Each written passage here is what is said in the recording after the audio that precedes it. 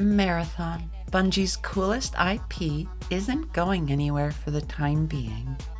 There have been numerous sources that have cited Bungie's plans for the future of Marathon, which is comforting. With that small confirmation, my mind is put at ease for the foreseeable future because I know my favorite game isn't going anywhere. There's something so unique about the universe of Marathon that really captures my sense of wonderment. Marathon is a PvP game that you can enjoy without being good at PvP. Between faction upgrades and the story of Marathon, there are so many things to do that don't involve skinning runners.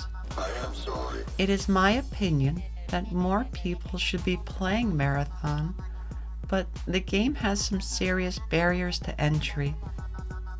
These hurdles mostly affect newer players, but pointing them out in a constructive manner may help those who are still on the fence about Marathon. Two of the main hurdles are the perception around the game and the high bounce-off rate of players.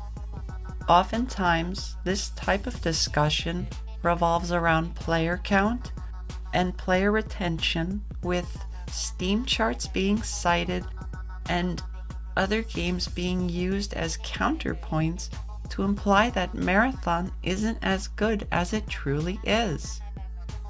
The charts are an important metric, but are mostly irrelevant in regards to this video.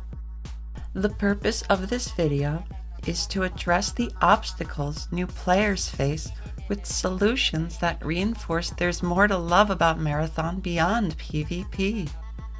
Starting off with the general perception around Marathon, I've never enjoyed the sentiment that Marathon isn't going to be for everyone.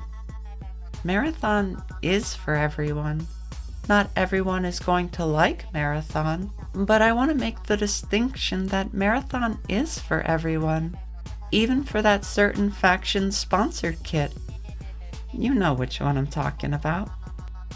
Jokes aside, this edgy way to present the game is giving Dead Space 3, and through the lens of today, I'm left asking myself, how is this going to increase player count?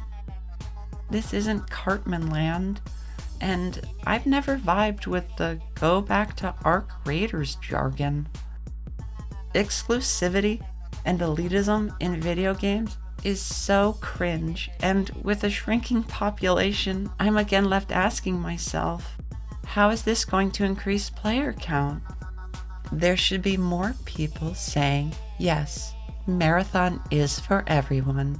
Yes, it's difficult, but it's a lot of fun. You should try it. Posing perception as a challenge inspires gamers to take that challenge. But if the first thing they hear is that the game isn't going to be enjoyable for them, they're less likely to try the game out. Additionally, if all they experience are the more toxic parts of the community, they're less likely to stick around. Obviously, there's going to be dissenting opinions from people who bounce off of the game, but that shouldn't take away from what the game is good at. Marathon isn't going to be for everyone, but to say that Marathon is not for everyone is a fallacy. Moving into the bounce-off rate for Marathon, the population of Marathon has seen a steady decline with daily dips that indicate that runners do have a bedtime. Most critics say this game is simply too hardcore, or that it's too late in the season to start playing Marathon. As the population decreases, there's less variety and skill, making each game feel sweatier than the last. The skill ceiling seems to extend far into the heavens, and the endgame space has been affectionately named the Lose Everything Factory. Marathon's coefficient of restitution would be closer to 0 if not for its steep learning curve, but that shouldn't dissuade you from giving Marathon a try. There are many facets that factor into the learning curve, and knowing the more pressing bits may ease new player trepidation. Focusing on environmental hazards and gear fear is a great jumping off point for decreasing the slope of the learning curve. One of the cooler things about Marathon is that Tau Ceti is actively trying to kill you. It can often feel unfair when you're constantly being killed by the environment and players, but at this point I think it adds to the charm of the game. Over time, you recognize subtle cues of environmental hazards and do your best to avoid them. Thankfully, there are faction upgrades that lessen the effects of these environmental hazards. Unfortunately, the faction upgrade information isn't as forward-facing in the game's presentation. Knowing that over the course of a season, your shell can become more resilient is a really cool way to look at progression in the game. These upgrades also serve as more attainable goals for newer players as they familiarize themselves with the game. A sweaty 1v3 can be just as exciting as making it to extract with enough surveillance lenses to upgrade your agility stat. Closing up the skill curve discussion with gear fear, PvE can be just as punishing, if not more, than PvP. Newer players are less likely to risk their loot on any given run if they're constantly dying to UESC. Personally, I keep my best stuff in the vault for when my friends are available to play, or if I just want to make a quick deposit at the Lose Everything factory. Granted, we do lose our gear at the end of each season, but even if you lose your gear, it's never lost for long. Between faction and season level upgrades, there's plenty of gear within a season to lose, not to mention the daily offerings from the armory. Did you know I've never found a piece of prestige loot in-game, but I own multiple pieces of prestige loot? This is why we level up our factions, runner. In a pinch, the armory can fully kit you out, and sometimes you don't even need credits to do so. You can get good loot even if you're not good at the game simply by completing contracts to level up your factions. So why not put on that blue backpack when you go to Perimeter? I'm sure you'll make another runner really happy when you inevitably lose that gear.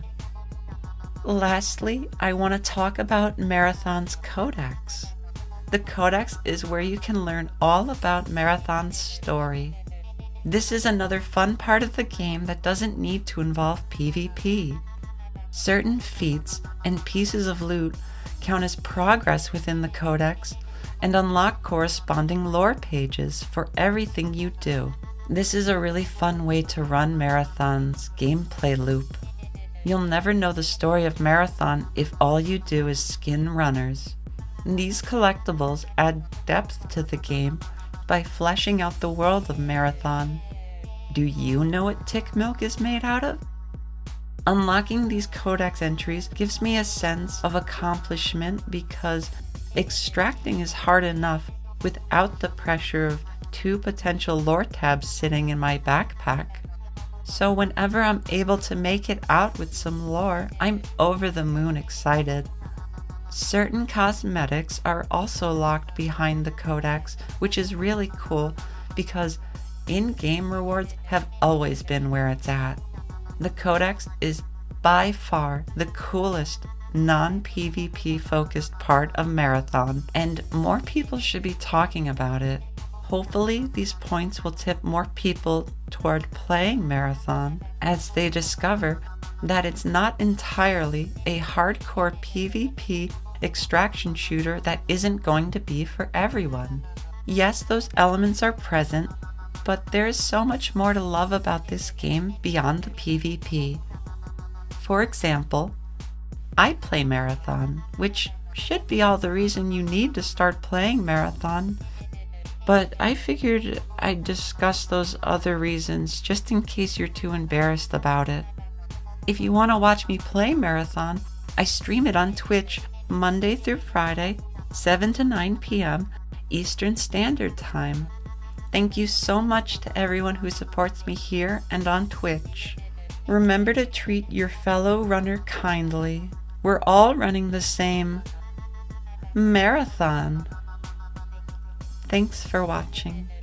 Like, comment, and please subscribe. Thank you for watching.